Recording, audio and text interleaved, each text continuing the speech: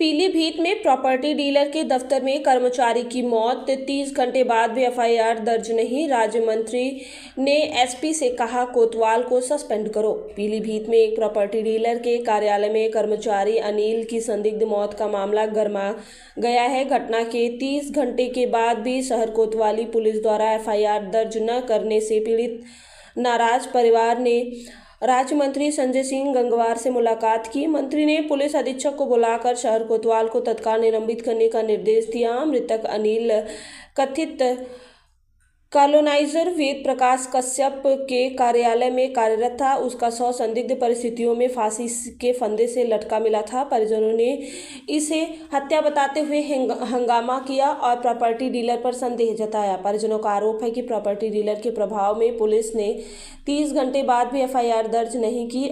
जब राज्य मंत्री संजय सिंह गंगवार ने इस संबंध में सर कोतवाल सत्येंद्र कुमार से जवाब मांगा तो कोतवाल ने पोस्टमार्टम रिपोर्ट आने के बाद ही एफआईआर दर्ज करने का तर्क दिया। इस पर मंत्री नाराज हो गए। कोतवाल की कार्यप्रणाली से असंतुष्ट होकर राज्य मंत्री संजय सिंह गंगवार ने तत्काल पुलिस अधीक्षक सुकृति माधव मिश्रा को गेस्ट हाउस बुलाया। मंत्री ने कहा कि योगी सरकार पीड़ितों के साथ और अपराधियों को बचाने वाला अधिकारियों के लिए कोई जगह नहीं है। उन्होंने एसपी को शहर कोतवाल को तत्काल निलंबित करने का निर्देश दिया क्योंकि उनकी कार्यशैली संदिग्ध है।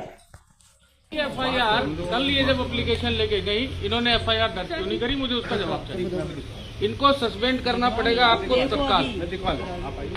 ठीक, हम दिखवा लेते हैं इस पे और इनका मुझसे जो बात करने का तरीका है, ये मुझे कानून पढ़ाने की कोशिश कर रहे हो। मैं पोस्ट ग्रेजुएट आदमी हूँ, 123 फैक्ट्रियाँ चलाता हूँ।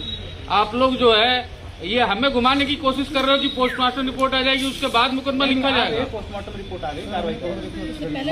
हमें सबसे पहला काम ये चाहिए कि इन्होंने या तो ये लिखित स्पष्टीकरण दे कि ये इन्होंने एफआईआर पंजीकृत क्यों नहीं करी। मैं माननीय मुख्यमंत्री जी से इस बात को लेकर के मिलूंगा, ठीक है ना। मैं बिल्कुल आपको नौकरी करना सिखा दूंगा। दूसरी बात ये है कि आपको ये तो पता है इनका मुकदमा नहीं लिखा। पुलिस ने जो एफआईआर दर्ज नहीं की, प्रथम दृष्टया तो ये लगता है कि वो इंस्पेक्टर की गलती है और एसपी साहब मेरे साथ है, उसके खिलाफ कार्रवाई होगी। वो आज ही लाइन हाजिर होगा।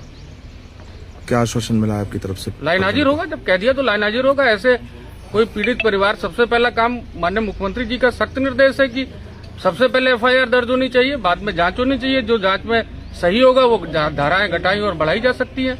तो इसमें इंस्पेक्टर, पहले दृष्टया इंस्पेक्टर की जो भूमिका है वो संदिग्ध है, उसके खिलाफ कार्रवाई होगी। दूसरा ये आप कह रहे थे बार बार इंस्पेक्टर से कि आपको बात करने का तभी नहीं कि आपसे मिसबिहेव कर रहे थे। मिसबिहेव क्या होता है? मैं आपसे मिसबिहेव की डेफिनेशन पूछना चाहता हूँ।